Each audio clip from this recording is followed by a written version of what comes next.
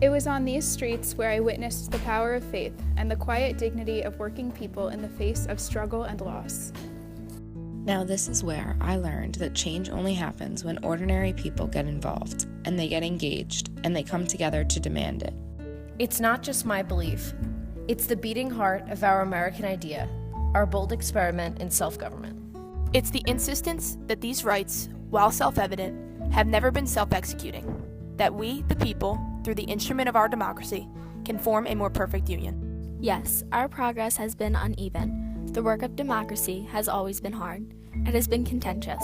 Sometimes it has been bloody. For every 2 steps forward, it often feels we take 1 step back.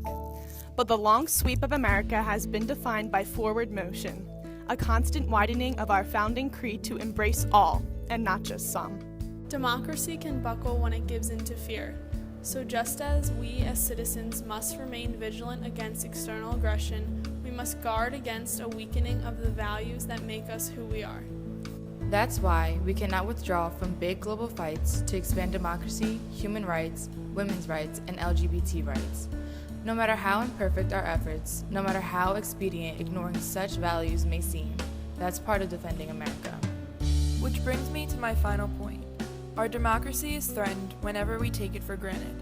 All of us, regardless of party, should be throwing ourselves into the task of rebuilding our democratic institutions. But remember, none of this happens on its own. All of this depends on our participation, on each of us accepting the responsibility of citizenship, regardless of which way the pendulum of power happens to be swinging.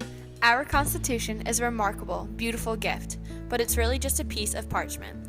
It has no power on its own. We, the people, give it power.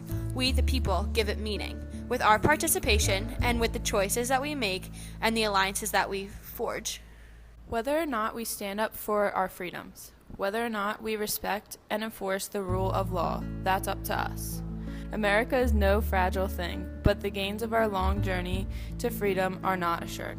It falls to each of us to be those anxious, jealous guardians of our democracy. Embrace the joyous task we have been given to continually try to improve this great nation of ours, because for all of our outward differences, we in fact all share the same proud type, the most important office in a democracy, citizen. Show up, dive in, stay at it. Sometimes you'll win, sometimes you'll lose.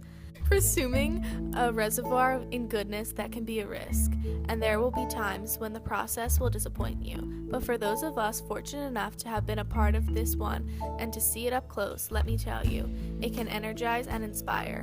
And more often than not, your faith in America and in Americans will be confirmed.